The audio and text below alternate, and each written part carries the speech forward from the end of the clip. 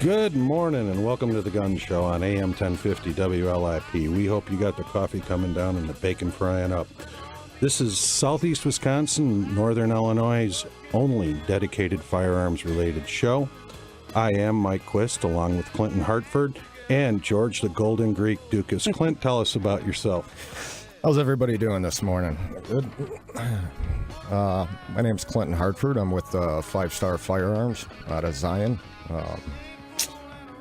Been shooting firearms since I was about 12 years old and totally enthused with it. I'm currently the Director of Operations for 5 Star Firearms and manage their day-to-day activities. So, all right.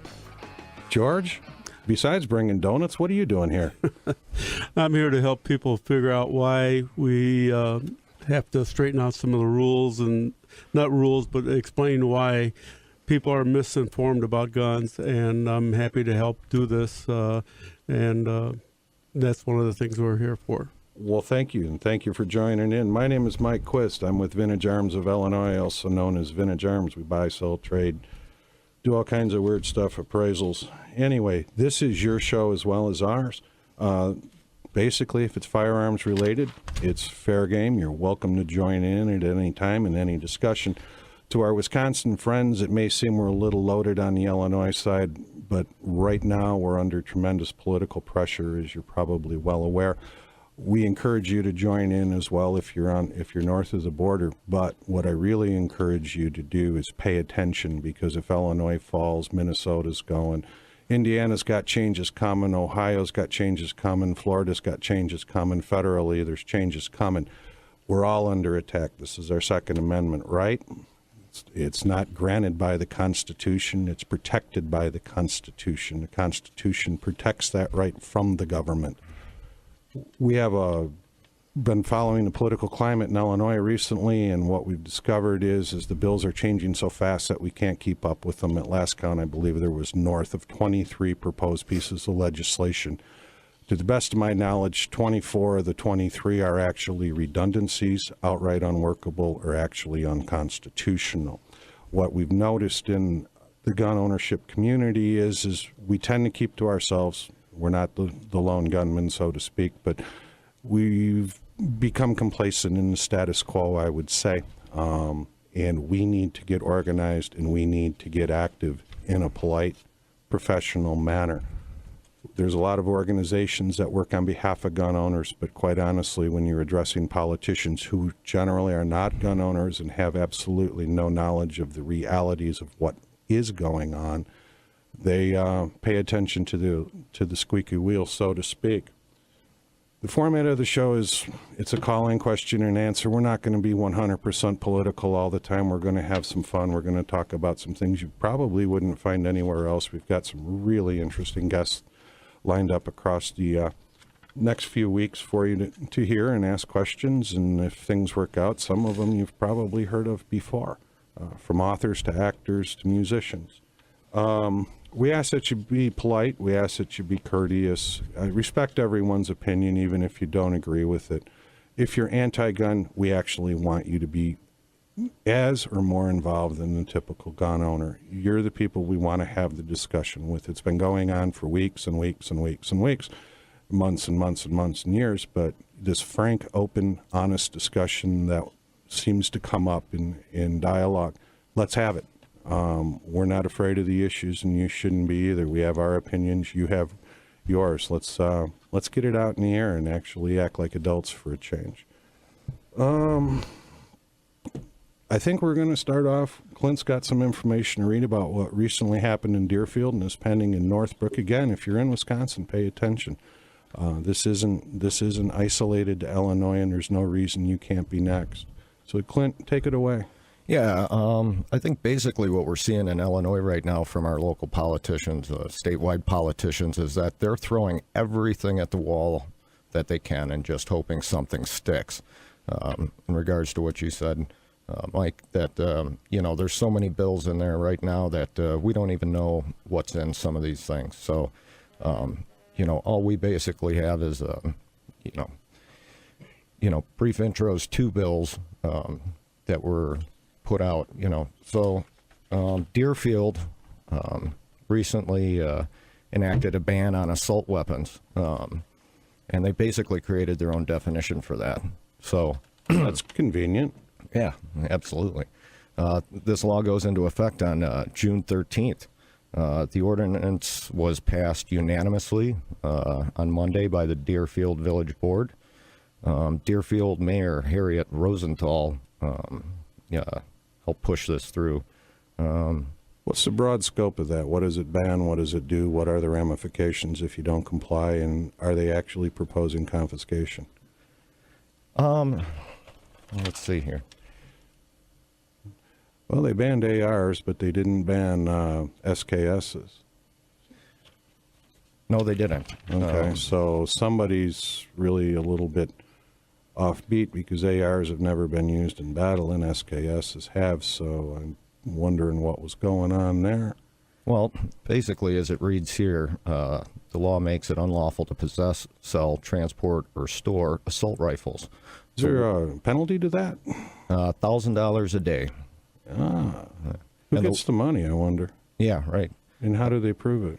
Absolutely. Okay, so is this a workable bill in your opinion? Well, you know, it's definitely going to be under some legal scrutiny, that's for sure. And the biggest thing here is the weapons are defined as semi-automatic rifles that are capable to accept a large magazine, which covers a pretty broad scope of firearms. I mean, something as simple as a Ruger 1022 can accept a high-capacity magazine. Not to sound like a complete idiot, but is that the actual verbiage, a large magazine?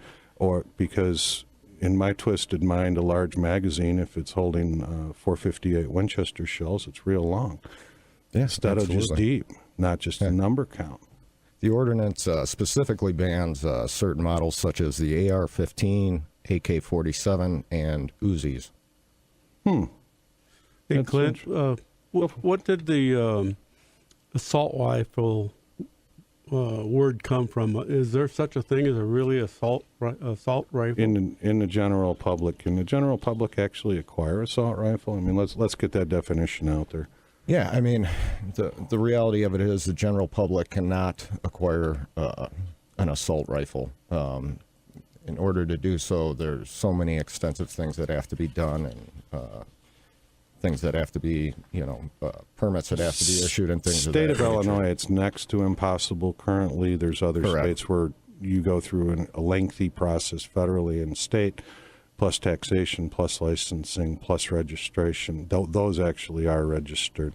They're considered machine guns. What we're seeing, what an AR-15 is no different than a Ruger 1022 plinking gun. Actually, the cartridge isn't that much bigger in diameter. It is a center fire. It is.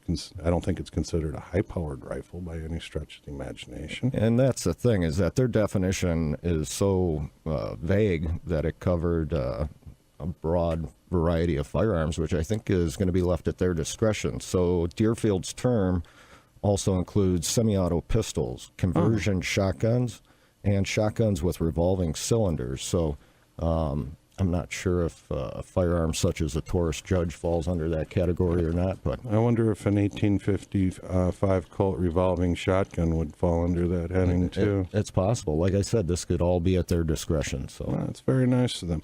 Just so you know, they did buy themselves 3 lawsuits in the process of passing that ordinance.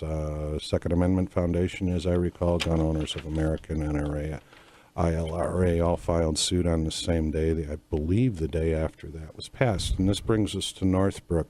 I haven't followed it with as much depth, but I know they're proposing a similar ban, and yet they had an attorney, and I've read, I don't know this to be fact, I should have verified this, that the attorney is also the one who drafted the Deerfield ban, said it really probably would never pass because actually Illinois has currently no preemption. Now, there is a preemption bill that faces hearing, I believe it's SB 2314, that comes up on Tuesday for committee. It's going to make municipalities have the right to create their own gun laws, which Chicago used to do at a whim. That was overruled by McDonald and Hellard in the Supreme Court. We're basically going backwards with this legislation. absolutely. And one of the things that was stated in this is in the bill itself is they say it's not reasonably necessary to protect an individual's right to self-defense or preserve a well-regulated militia. So they're basically redefining the Second Amendment for us, I see. Well, thank you. I mean, it's only about 3 sentences long. I was having a lot of trouble with it. I did graduate high school and spend some time in college, but I'm glad for your opinion on that. Unfortunately, I'm going to follow the original version until it's overruled or removed from the Constitution. By the way, folks, let's get this out there. There's been one amendment to the Constitution that was removed, and that was the Volstead Act, and that covered prohibition. And the reason it was removed is it was a disaster. When you prohibit anything, you create a black market, you remove any chance of regulation. You actually remove the tax basis that goes along with it. We'll discuss it in later episodes of the show, but the Pittman-Robinson Act puts an excise tax. You might know this one. I think it's 10% at the manufacturer level of anything related to a firearm. That money actually that's the money that gets used along with your hunting licenses and other fees that support hunting, wildlife preservation, wildlife management, habitat. So we're not talking about $10, we're talking about hundreds of millions of dollars. Go ahead and take that away and see what your outdoors looks like. We're going to kick it over to George, and he's going to tell us all about Dukas Automotive, which was one of our fine sponsors. Now, George, if I'm whipping down Lewis Avenue in my clapped out Yugo and I got a rumble coming from the front end, can I stop in and have you guys look at it? You sure can. I got 2 certified mechanics, and David is our service writer. We'll be happy to help you out. We've been there for over 40 years. My whole goal in business is to make people happy with their automobile and try to keep them on the road. And even if it's a Yugo. Well, we'll do our best there. Well, I thank you. And where is Dukas Automotive located? It's 2225 Lewis Avenue, Zion, Illinois. And come on in and see us. We're willing to help you out. If we can't, we'll tell you where to go. Yeah, not the bad way. David's told me where to go a few times when I've been in there. Yeah, just so you know, George, my oil light's been on for like 2 weeks. So I've got some tape you can cover that. Well, I was going to say we have some tape. Well, we're getting to the part of the show where maybe people might want to join in. So our number here is 262-694-1050. We're AM 1050 WLIP.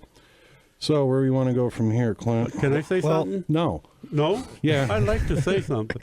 With one thing, people out there, I want you to know that all these rules are not for the criminals. They will not stop them. Not a one. All it's going to do is hinder us people that are collectors, the people that are in the business, other gun owners, hunters. That's the only people this is going to affect, because the criminals don't care. He'll get whatever he wants any way he can. Kind of like dope, which I believe is also illegal. Yeah, well, I think we've seen that with drugs, illegal drugs. Yeah, so we saw how well that's worked out. Yeah, it's worked out really well. But, getting back to prohibition, that didn't work at all, and that's what's going to happen here. This is going to make it well for organized crime. It made the mafia powerful. And that's what's these gun laws, if they keep taking the rights from us honest people, that's what's going to happen. So I have a little question here. The violation, the ordinance, could result in a fine of at least $250 and up to $1,000 for each day the violation occurs. So I guess my question is, how do they know? Is there a registration there in Deerfield? To my knowledge, no. There isn't one state or federally. There's no disclosure when you buy a firearm of who owns what beyond the actual FFL dealer. When you fill out your 4473 form on a purchase, and next week, I'm just going to throw this out, next week we're going to actually talk about things like internet sales, what laws exist, what laws don't exist, what you can do, the gun show loophole that doesn't exist, what's legal to do. But when you come in and fill out whether you're buying it from dealer's inventory stock or whether it's a firearm you purchased online and it's being transferred through your dealer, you'll come in and do what's called a federal 4473 form. You'll show your FOID card. You'll undergo a background check. The firearm's recorded on that, as well as in the dealer's bound, they call it a acquisition and dispersal records. That's where the firearm shows up and your name's associated with it. short of a multiple handgun purchase, and unless there's some state laws I'm not aware of, and that's entirely possible that, there's some kinky local laws, there isn't a registration. There isn't, it's actually illegal. There isn't a form sent into the government. Now, down in, was it New Mexico, Arizona, Colorado, and I can't remember, I think it's Texas, we got a caller. They actually, if you buy more than one assault rifle at a time, they do fill out a multiple dispersion form, and that does go into the feds and the local law enforcement community. We've got a caller. Let's see who's on the line. Hello, this is Mike. How are you? Welcome to the Gun Show. Hi, Mike. My name is Keith. I'm from Treatwork. Hi, Keith. Thanks for calling in. You're our first caller. We should send you something. Come on by the shop. I'll give you a gun sock. You'll be happy. Right. What's on your mind, bud? Well, I just wanted to welcome. Just want to welcome. Don't you be guys nervous. to the, Nobody's listening. Yet. Well, thank you for that. Just listening to you guys here this morning here, and just wanted to say I appreciate what you guys are doing. Well, we appreciate your feedback. I really was never political by nature. I mean, other than my personal beliefs, and I hesitate to say something snap, but something changed in me recently. I'm not even, my business really has very little to do with the guns that are under discussion. I do primarily collectible and vintage type and things of that nature, but I've seen A, what's going on, and I've seen B, the way a lot of people react to it. And, I'm going to say it straight. Some folks that are speaking on the pro-gun side should remain silent. Their mannerisms alienate more people than they attract, and we are under such pressure. We're under pressure from the media. We're under pressure from the opposition. Now, I'll do the numbers as I understand them. You've got two groups, anti-gun and pro-gun. 50% of either group, you're never going to change their opinion. They're very vocal. They're very adamant. They're usually obnoxious as can be.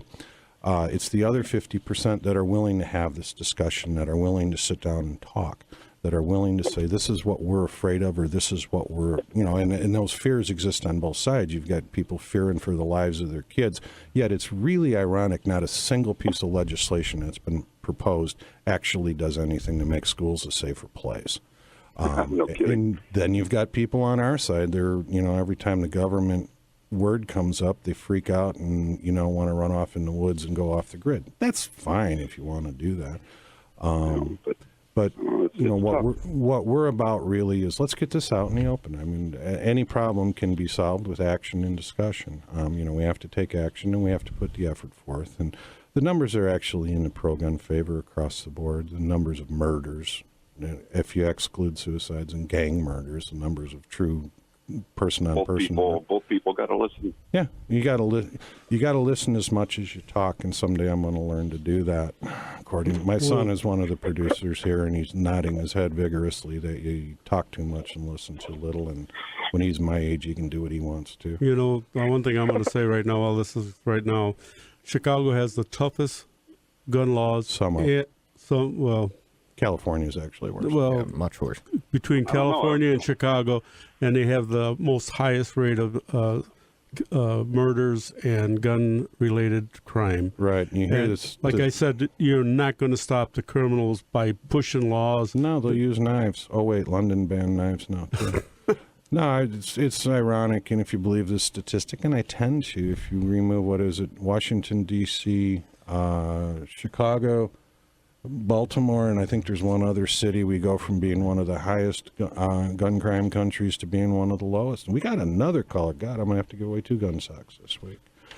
Thank you. Welcome to Wisconsin. Thank you. Thanks. Thank you, and call in again. Let's see what the next one has to say. All right. Good morning.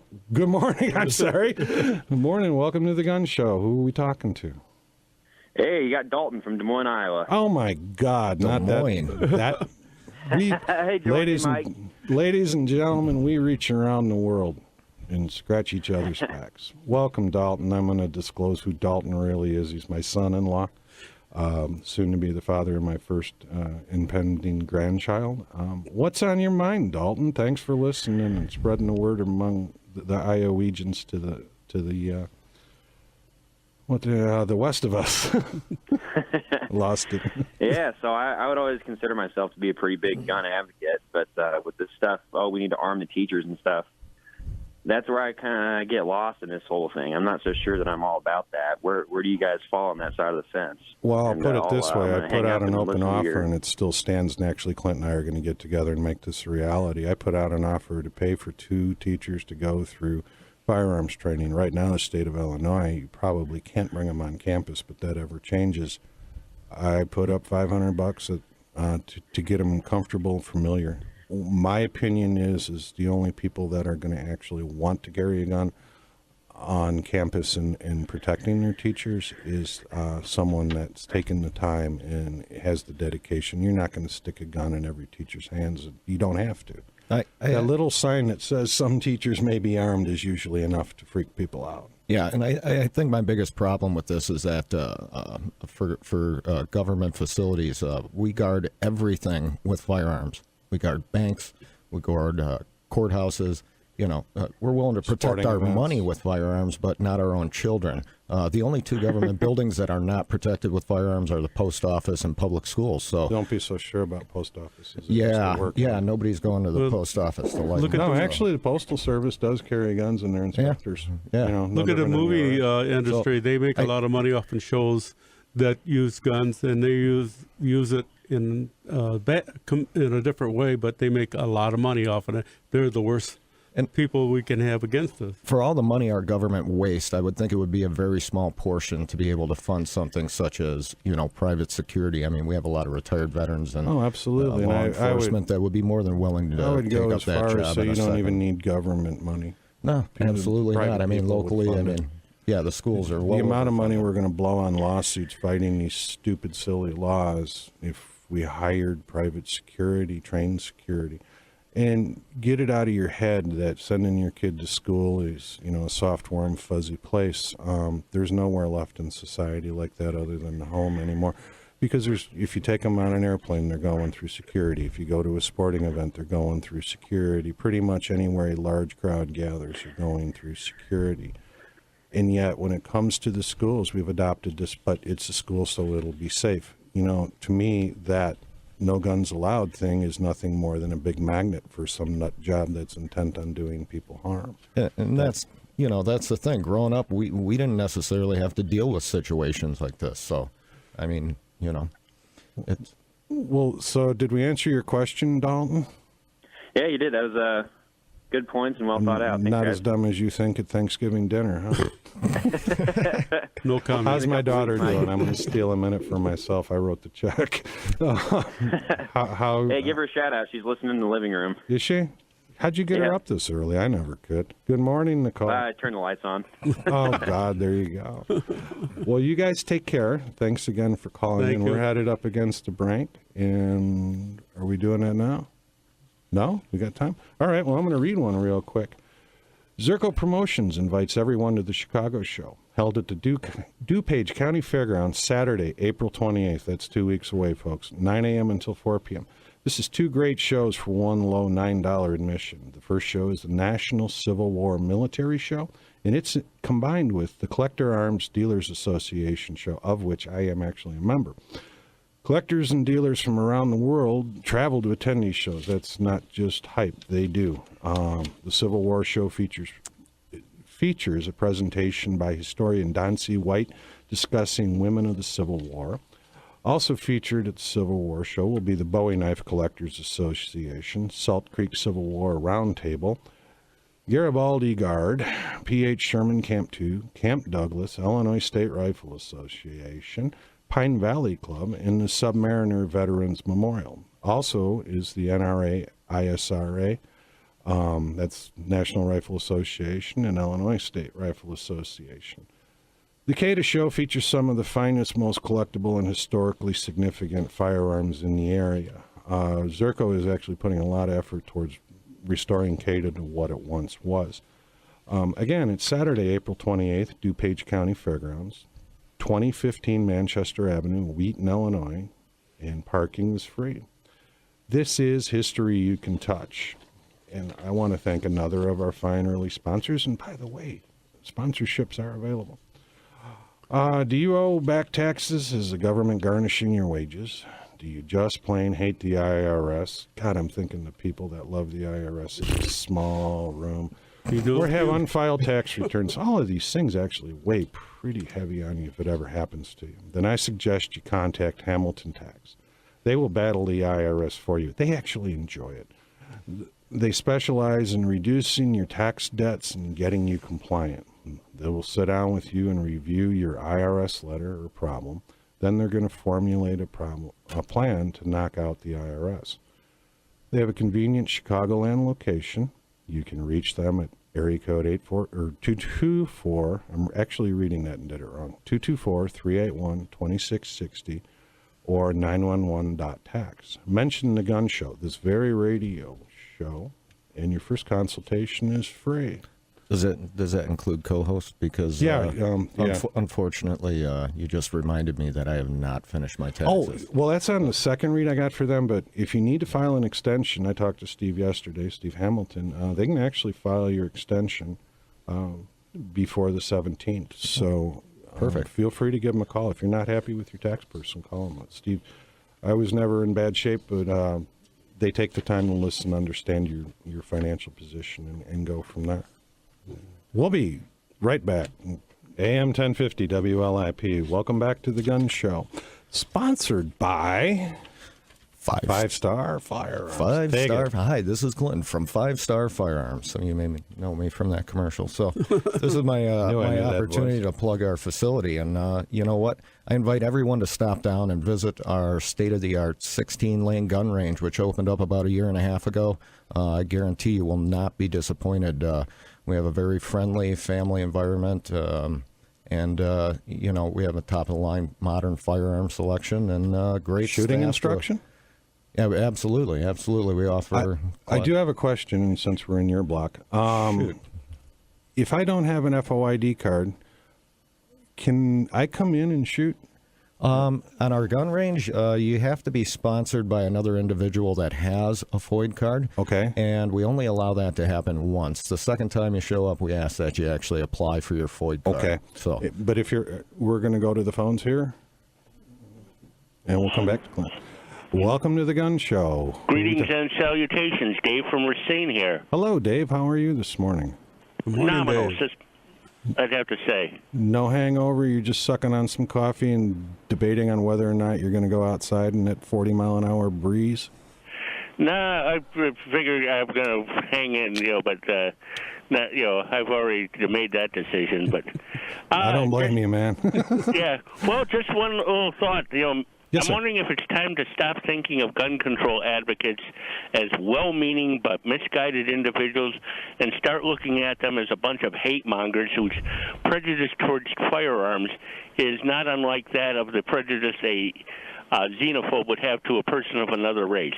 Well, I'm going to fall back to my previous statement that half of them you're never going to reach anyway. And in my opinion, and I know how I feel when I'm on the outside looking in, if someone talked to me in that manner, called me those names, it would shut down my ability to listen to everything else they had to say. I want to put it this way. I think we continue to take the high road. We have enough negative pressure.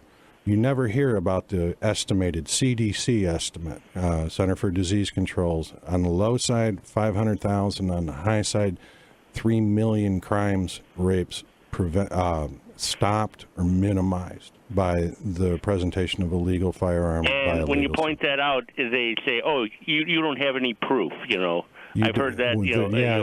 But you don't have any proof it doesn't happen. And since the government, who typically is not super pro-gun, and CDC is not typically one that's going to come out in our favor, you read the NRA magazine, and as much as I hate reading it because of the way it's written, but, the Armed Citizen, they just don't make the news, but they do make the news in the Armed Citizen reports.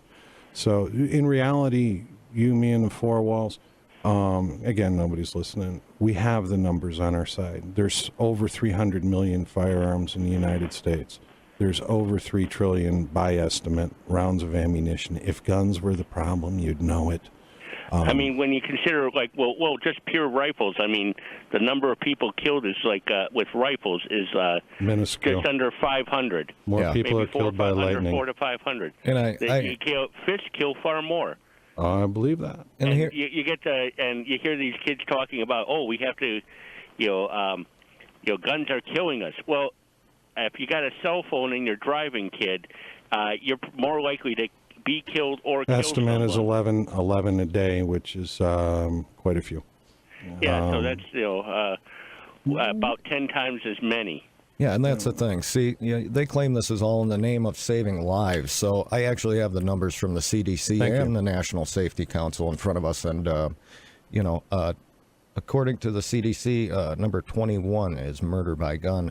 19 and 20 are drug abuse and prescription drug overdose, and they topple gun violence by almost 20,000. So I can't read your notes. Where is Angry Wife?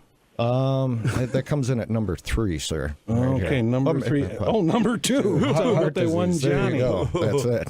Not to mention death by being an equine posterior. There you go. Yeah, absolutely.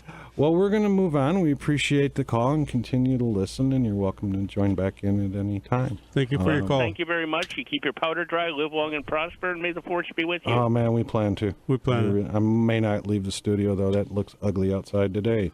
All right, moving Thank you. on. So our 740 caller is yet to call, so we'll just continue bopping along through life here. George, you had something you wanted to say. Yeah. Besides, where's the donuts?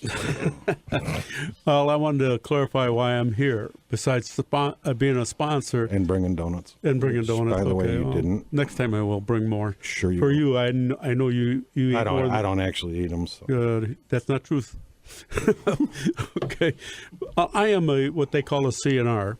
I collect old guns.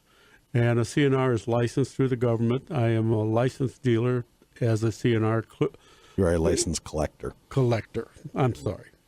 Make sure now. Well, Clint, technically, you're Clint not a is a dealer. licensed FFL, and so is Mike. You're actually a manufacturer, aren't you, Clint? No. We looked into obtaining our manufacturer's license, but we've recently extended our FFL into Kenosha, Wisconsin. So now we're licensed in Illinois and Wisconsin as a... So you're by state. Yes. Okay. Yep. Yeah. Well, getting back to what I was talking about, I buy mainly old guns. I probably own 4, maybe 5 guns that are modern, what we consider as modern guns. I do not own a lot of modern guns. My concealed carry I have. My wife has one. I have a couple other that I go for hunting. But most of my guns couldn't fire around if they had to because they are just that old.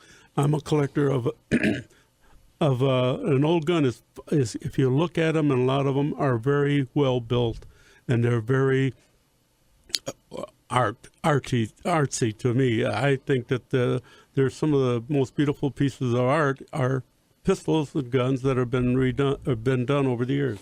Redone. Yeah. You must be looking at Turnbull's catalog. again. Yeah, Turnbull is the only guy that does really nice. But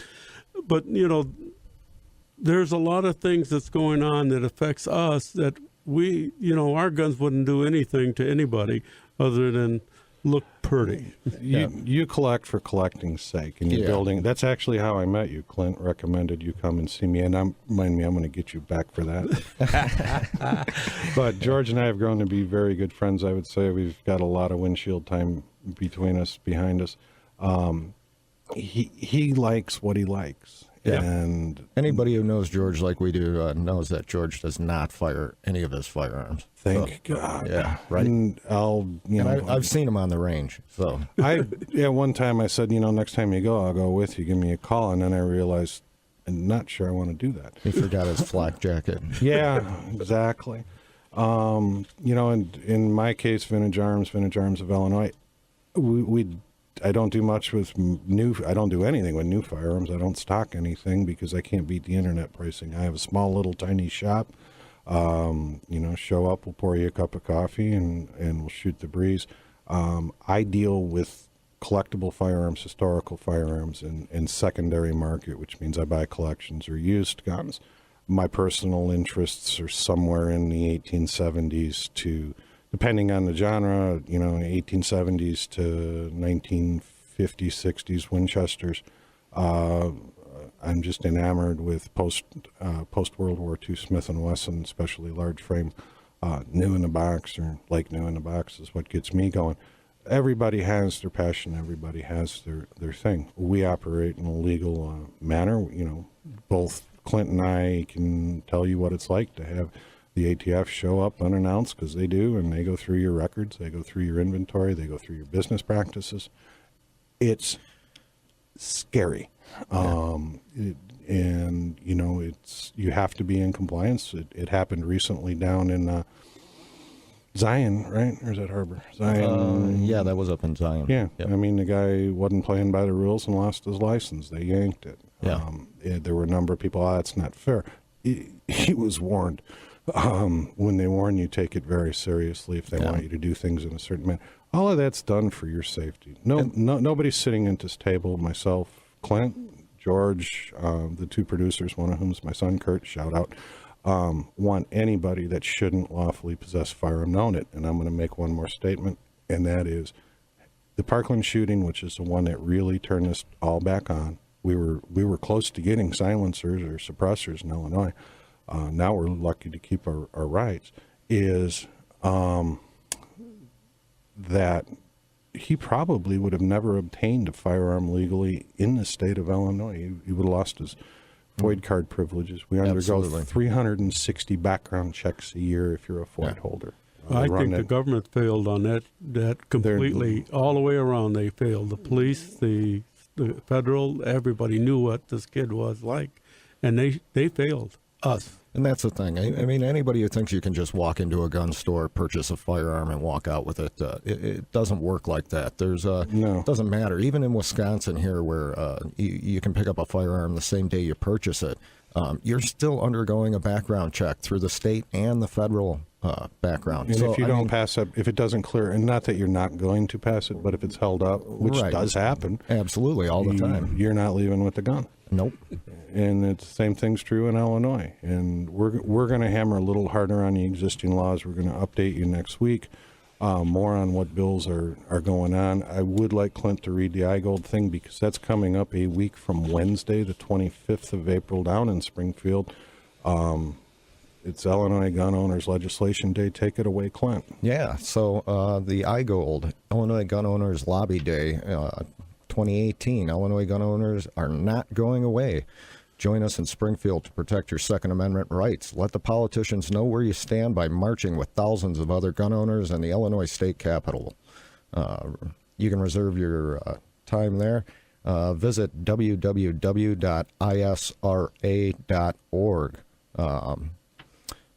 Bank of Springfield Center. Doors open at 10:30 a.m. And the program starts at 11:45.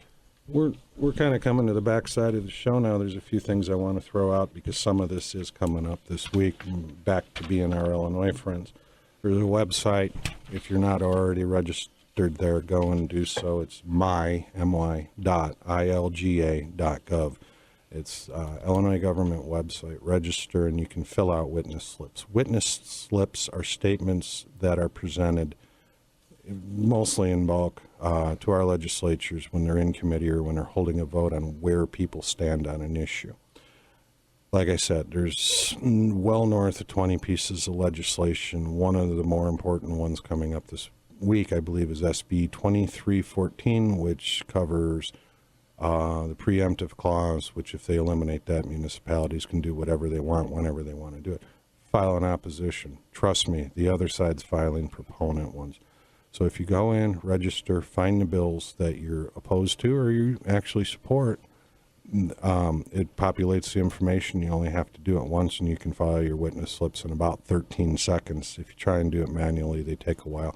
I did a bunch one day. I did 13 different witness slips for myself, and on 13 different bills, and it took me the better part of 45 minutes. Once I registered, it's just a matter of knowing where to hit and bang. Plus, you can track things.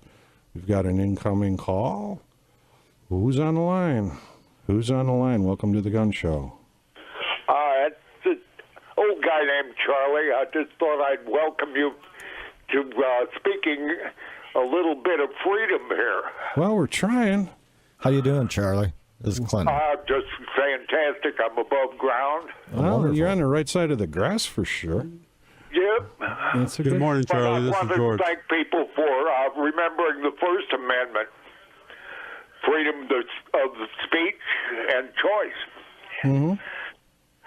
But all plays together, and if you sit down and read the Bill of Rights, in particular the Constitution in general, the majority of it is geared towards restricting government power.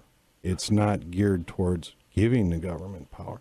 If you read the depth of it, and then you read I'm a retired professor, and I kind of look forward to some people who are able to read. they're getting harder and harder to find, and they're getting harder and harder that can speak without, cutting themselves and off in they avoid three-letter anything words. to do with the government, pretty much. Yeah, I try to. 'Cause nobody can screw something up like the government, but I didn't say that on the air. Yeah, and Charlie, you and I both know that. I mean, they keep redefining these things in their favor, obviously, such as Deerfield did with theirs. So, I mean, they keep saying the same thing over and over and over, and eventually they have a group of people following them, believing what they say. So. Yeah, I mean, if it doesn't fit your narrative, change the definition. I like that. It makes it easy, right? George jumped me when we were on break about saying assault rifle. The reason I said it is the term they use. Actually, it's an AR-15 is not an assault rifle by definition. Really, what you're trying to do I is spent a little bit of time in the United States Army.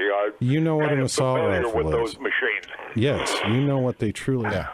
And the thing is, now you've created this scary weapon based on style and color. Appearance. Based on its appearance. It's based I on think nothing. it's racist. Well, that's the thing. The same people that have been telling us for years, that Do not judge things based don't on judge color or things based appearance. on their looks are basically doing that Judging exact something, same thing. So, right. There isn't a difference between a Remington 760 and AR. Clint, you kind of Another studied. call. Okay, go ahead. Thank you, Charlie. Thank you, Charlie. Stay warm, man. See you Monday, Charlie. Hang in. Welcome to the Gun Show. Who's on the line? Yes, John. It's John out in Wadsworth. Hi, John. How are you today? Okay, been up to 5-star, got my CC there. Cool. Wonderful. Thanks for visiting us. I've been shooting since I'm about 8 years old, and I'm 75 right now. And I remember back in the 60s, late 50s, early 60s, when I needed a rifle. I just sent a check. Oops, sorry about that. You're still there. Oh, okay. Technical difficulties. You can send a check. All right, you there? Yeah, I'm still there. Okay, sorry about that. First day on the job Yeah, for us. I mean, and nobody was running around shooting each other. Well, society's changed. A lot of things, and it's fair game in this context down the road for certain. We're not shying away from it. A lot of things have changed. A lot of things aren't like they were.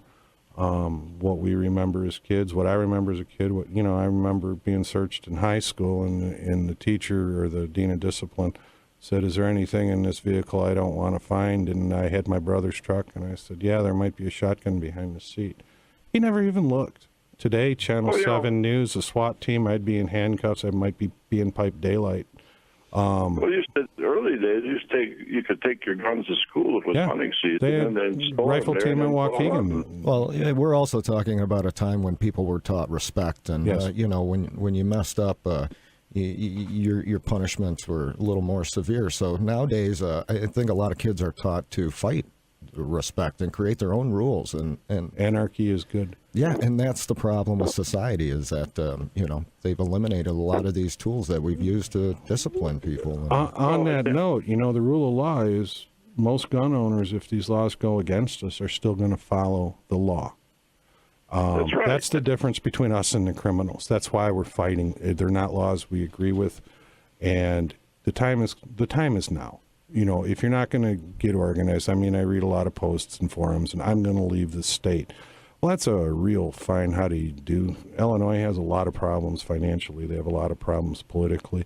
But I was not taught to cut and run from a fight like this. Well, I had a friend of mine, a good friend of mine. His dad was a captain in the Chicago Police Department, and in fact, he designed the police shooting range, and he used to coach the pistol team out at Camp Perry back in the 50s. Cool.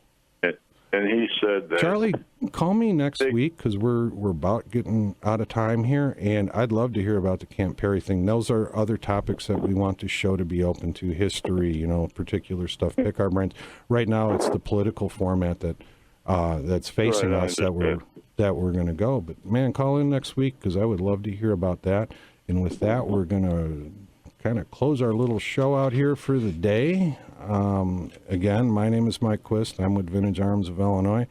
847-548-0433. We handle estate work, we handle appraisals, we buy collections, we consign collections. Clint, tell us a little more about 5-Star.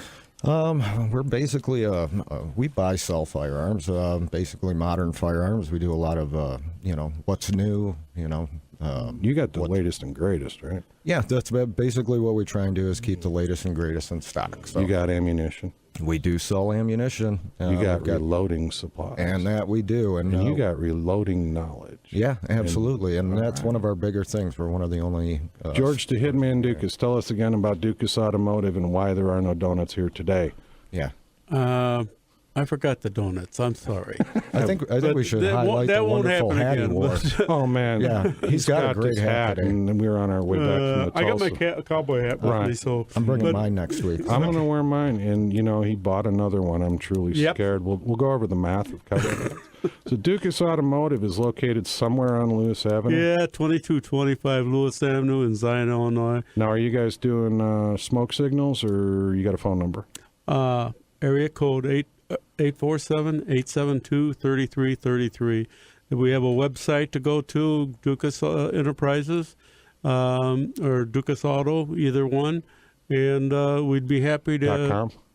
.com, cool. Of course, I'm sorry. Well, no, there's a lot of them nowadays. And, there is. And if you come in and mention the show, I'll have a little surprise for you. Go ahead and... I'm going to do it anyway. Join us next week for more intellectual conversation on firearms while we discuss existing firearms on AM 1050 WLIP, The Gun Show. Thank you.